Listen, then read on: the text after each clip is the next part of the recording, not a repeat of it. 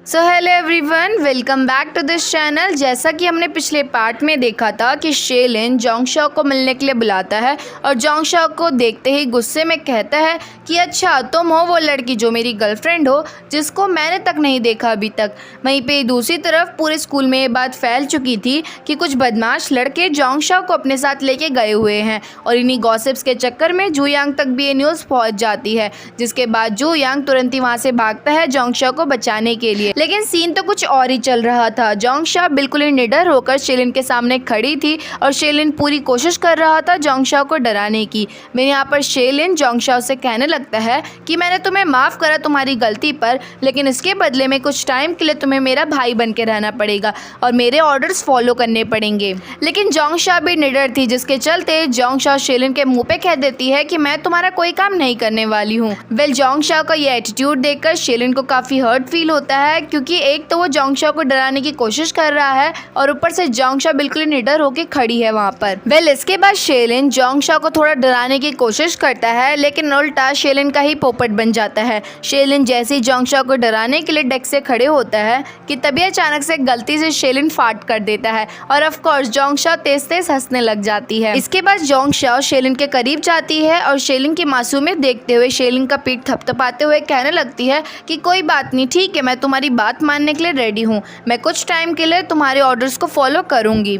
Well, यहाँ पर जोंगशा शेलिन के करीब थी ही थी कि तभी अचानक से वहाँ पर जूयांग आकर जोंगशा को शेलिन से दूर कर देता है। वेल, यहाँ पर जिस तरह से जूयांग ने रिएक्ट करा, इसके अकॉर्डिंग शेलिन को ये लगता है कि जूयांग जोंगशा का बॉयफ्रेंड है, जिसे चेक करने के लिए शेलिन जूयांग से पूछता है कि क्या तुम इसके बॉयफ्रेंड हो। वेल, ये बात सुनते ही दोनों के ही बीच में ऑकवर्डनेस आ जाती है और जोंगशा साफ साफ बोल देती है कि नहीं, ये मेरा नॉर्मल क्लासमेट है। वेल, अब जूयांग के आने की वजह से शेलिन खुद ही क्लासरूम से बाहर चले जाता है और जाने से पहले जोंगशा को एक बार फिर से उसका प्रॉमिस रिमाइंड करवाता हुआ जाता है। वेल, इस इंसिडेंट की वजह से बहुत सारे लड़के बारी बारी से जोंगशा के क्लासरूम में आ रहे थे और गेट से जोंगशा को देखकर कह रहे थे कि यही है शेलिन की गर्लफ्रेंड। वेल, ऑफ कोर्स ये चीजें जूयांग भी नोटिस कर रहा था, जहाँ पर जूयांग को बिल्कुल पसंद नहीं आ रहा था कि जोंगशा को कोई देखे, जिसके चलते जूयांग तुरंत ही जोंगशा के सामने खड़े हो जाता है और जोंगशा को ब्लॉक कर देता है ताकि कोई भी जोंगशा की तरफ ना देख सके ढंग से। वेल, नेक्स्ट सीन में जोंगशा स्टाफ रूम में जाती है, जहाँ पर शेलिन भी मौजूद था। वेल, यहाँ पर लास्ट टाइम जोंगशा खिड़की से कूदी थी, जिसके चलते टीचर ने जोंगशा को अपॉलॉजी लेटर लिखने के लिए दिया था। वेल, यहाँ पर टीचर जोंगशा को समझाते हैं कि मैं तुम्हारी भलाई के लिए ही कह रहा हूँ, अगर तुम्हें कुछ हो जाता तो स्कूल वालों पे भी केस हो जाता और साथ साथ तुम्हारी जान को भी रिस्क होता। लेकिन इतने प्यार से समझाने के बाद भी जोंगशा अपने टीचर की बात नहीं सुनती और अपने मन में ही बड़बड़ाने लग जाती है कि पता नहीं सर क्या बोल रहे हैं, इसमें मेरी कोई गलती है ही नहीं। और ऑफकोर्स जोंगशा कुछ इस तरह से बढ़ाती है कि सर भी जोंगशा की बातें सुन लेते हैं और फिर होना क्या था, सर जोंगशा पे एक बार फिर से चिल्लाने लगते हैं और जोंगशा से कहते हैं कि तुम अपना लेटर पढ़ के सुनाओ मुझे। और अब आप लोग खुद ही सोचो कि जोंगशा ने क्या लिखा होगा लेटर में।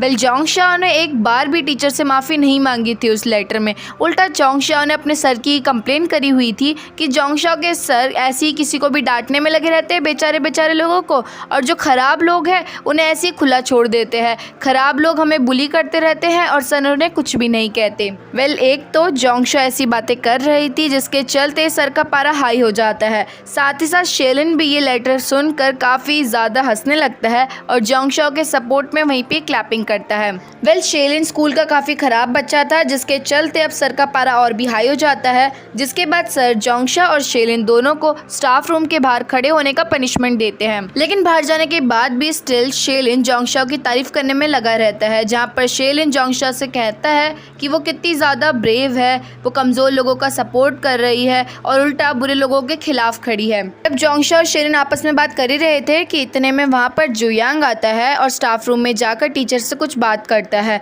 और स्टाफ रूम के बाहर निकलते ही जोंगशा को अपने साथ चलने के लिए कहता है। वेल, यहाँ पर ऑफकोर्स जूयांग को बिल्कुल भी अच्छा नहीं लग रहा था कि जोंगशा शेलिन से बात कर रही है, जिसके चलते जूयांग जोंगशा को इग्नोर करता हुआ आगे निकल जाता है। लेकिन स्टिल जोंगशा जूयांग को रोकती है और पूछती है कि तुमने टीचर से क्या कहा, जिस पर जूयांग जोंगशा को रिप्लाई करता है कि जोंगशा ऑलरेडी मैथ्स में ख़राब है, तो ऑफकोर्स अभी मैथ्स की क्लास होने वाली है, तो जोंगशा को क्लास मिस नहीं करनी चाहिए।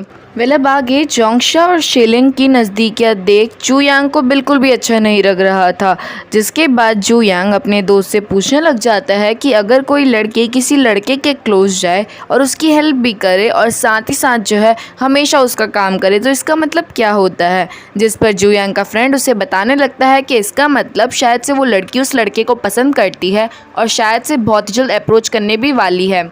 और फिर ये बात सुन के जू यांग की तो बहुत बुरी वाली चलती है। इवन घर पहुंचने के बाद भी जू यांग सिर्फ और सिर्फ जोंगशा और शेलिन के बारे में ही सोच रहा होता है। तभी अचानक से जू यांग की लगी हुई आग को जोंगशा और भी ज़्यादा बढ़ा देती है, जहां पर जोंगशा आधी रात को घर से बाहर जा रही होती है, वो भी किस लिए, शेलिन से मिलने के लिए। यहाँ पर शेलिन जोंगशा से मिलने के लिए आया हुआ होता है उसके घर के पास, और वो भी ये कहने के लिए कि तुम कल मेरे लिए ब्रेकफास्ट में ये चीज़ें लेके आ जाना। और इतना ही नहीं, साथ ही साथ शेलिन जोंगशा के लिए मिल्क शेक भी लेके आया हुआ होता है, जो कि जोंगशा का काफ़ी फेवरेट था। और दूर खड़ा जू यांग सिर्फ और सिर्फ इसे देखकर और भी ज़्यादा अंदर से जल रहा था। जू यांग की आग हल्की सी बढ़ी ही थी कि नेक्स्ट डे भी जोंगशा की क्लास में शेलिन आता है और जोंगशा से अपना टिफ़िन लेके जाता है। और ये नज़ारा जू यांग और जू यांग का फ्रेंड देखने में लगे हुए थे, जहाँ पर जू यांग का फ्रेंड जू यांग से कहता है कि कल जिस लड़की की तुम बात कर रहे थे वो जोंगशा तो नहीं, क्योंकि मुझे लगता है कि जोंगशा शेलिन को लाइक करती है। नेक्स्ट सीन में स्पोर्ट्स पीरियड था, जहाँ पर टीचर सभी को सिटअप मारने के लिए कहते हैं, जहाँ पर सबसे ज़्यादा सिटअप शेलिन ने मारे थे और वहीं पे सेकंड नंबर पे जू यांग ने। वैसे तो जू यांग को सेकंड पोजीशन भी इतनी बुरी नहीं लगती, लेकिन जब शेलिन के सामने कंपटीशन की बात आए तो ऑफ कोर्स जू यांग को तो फर्स्ट ही आना था। जिसके बाद जू यांग टीचर से कहने लगता है कि मुझे एक और बार सिटअप मारना है, और ऑफ कोर्स जू यांग अगर सिटअप मार रहा है तो शेलिन क्यों पीछे हटे। जिसके बाद जू यांग और शेलिन एक बार फिर से सिटअप मारना शुरू कर देते हैं, जहाँ पर कभी शेलिन आगे हो जाता तो फिर कभी जू यांग आगे हो जाता, और सभी लोग खड़े होकर ये नज़ारा देखने में लगे रहते और जू यांग और शेलिन को सपोर्ट करते रहते। इवन यहाँ पर ये नज़ारा देखते देखते जू यांग का फ्रेंड कहने लग जाता है कि ऐसा लग रहा है कि जोंगशा का एक्स और जोंगशा का करंट बॉयफ्रेंड एक दूसरे से कम्पीट करने में लगे हुए हैं, जो कि जोंगशा सुन लेती है और तुरंत ही उस बच्चे को मारना शुरू कर देती है। जू यांग और शेलिन का तो कंपटीशन चलता रहता है, लेकिन कुछ देर बाद एक पॉइंट पर आकर दोनों के दोनों रुक जाते हैं, जहाँ पर इन्होंने एक नया रिकॉर्ड बनाया हुआ था, जो कि आज तक ना ही कोई बना पाया है और ना ही कभी कोई बना पाएगा, क्योंकि लोगों के पास जोंगशा थोड़ी ना होगी। अब कंपटीशन खत्म होने के बाद शेलिन जोंगशा के पास जाता है और जोंगशा से डेट पर जाने की रिक्वेस्ट करता है। यहाँ पर शेलिन का मानना ये था कि जोंगशा एक बार सिर्फ और सिर्फ डेट करे शेलिन को, ताकि शेलिन को थोड़ा सा एक्सपीरियंस मिल जाए कि डेट होता क्या है और डेट में लोग क्या करते हैं, और इसके बदले में शेलिन जोंगशा से अब बाकी के काम नहीं करवाएगा। और ऑफ कोर्स बेचारी हमारी नादान जोंगशा, उसको तो अभी भी समझ नहीं आ रहा था कि शेलिन उसे डेट पे क्यों ले जाना चाहता है। जोंगशा को तो बस अपने काम से छुटकारा चाहिए था, जिसके चलते जोंगशा शेलिन के साथ डेट पर जाने के लिए रेडी हो जाती है। इसके बाद थोड़ी देर में जोंगशा को जू यांग बुला लेता है, जहाँ पर जोंगशा जू यांग के पास जाकर उसके दर्द के बारे में पूछती है कि कहीं उसे स्टमक में पेन तो नहीं हो रहा इतने सिटअप मारने के बाद। लेकिन जू यांग जोंगशा के सामने अपनी कमजोरी थोड़ा ना दिखाएगा, जिसके चलते जू यांग जोंगशा से कहता है कि नहीं, मैं तो एकदम परफेक्ट हूँ। लेकिन इसके बाद जू यांग पीछे मुड़ते ही जो है अजीब सी शक्ल बना लेता है, क्योंकि जू यांग को सच में बहुत ज़्यादा दर्द हो रहा था। अब रात के टाइम पर जोंगशा अपने कमरे में बैठकर कपड़े सेलेक्ट कर रही थी कल के डेट के लिए, जिसे जू यांग भी नोटिस कर लेता है और जोंगशा से पूछने लगता है कि कल कुछ स्पेशल है क्या जो तुम कपड़े सेलेक्ट कर रही हो। जिस पर जोंगशा बिना कुछ सोचे समझे जू यांग को सब सच बता देती है कि वो कल शेलिन के साथ डेट पर जाने वाली है। और फिर होना क्या था, जू यांग चाहता था जोंगशा के साथ डेट पर जाना, लेकिन जोंगशा तो शेलिन के साथ डेट पर जा रही है। जिस पर जोंगशा के हाथों में जो कपड़े होते हैं वो बहुत ज़्यादा प्रीटी थे, लेकिन जू यांग जोंगशा से कहता है कि ये कपड़े गंदे हैं, और ये जू यांग ने इसलिए कहा था ताकि जोंगशा ज्यादा स्मार्ट बन के शेलिन के पास ना जाए। अब नेक्स्ट डे फाइनली आ जाता है, जहाँ पर जोंगशा शेलिन से मिलने के लिए जाती है पार्क के पास।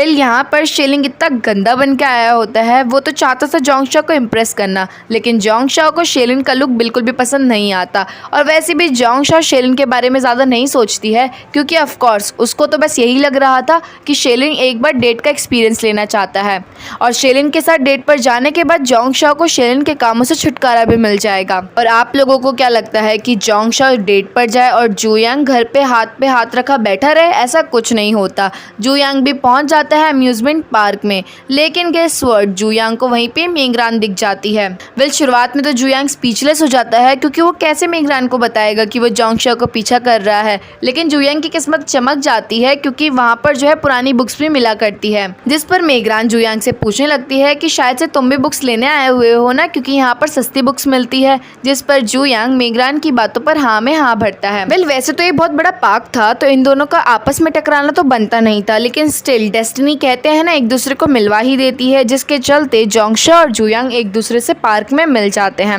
वेल यहाँ पर जोंगशा जुयांग को वहाँ पर देखकर काफ़ी सरप्राइज थी क्योंकि पिछली रात ही जोंगशा ने जब जुयांग से पूछा था कि क्या वो भी उनके साथ पार्क में चलेगा तो जुयांग साफ साफ मना कर देता है और कहता है कि मुझे किताबें पढ़नी है तो मैं तुम्हारे साथ नहीं आ सकता। लेकिन यहाँ पर तो जुयांग आया हुआ है, अब जुयांग को किताबें नहीं पढ़नी क्या, और ऊपर से जुयांग यहाँ पर मेगरान के साथ है, जिसके चलते जोंगशाओ के दिल में अलग आग लग जाती है।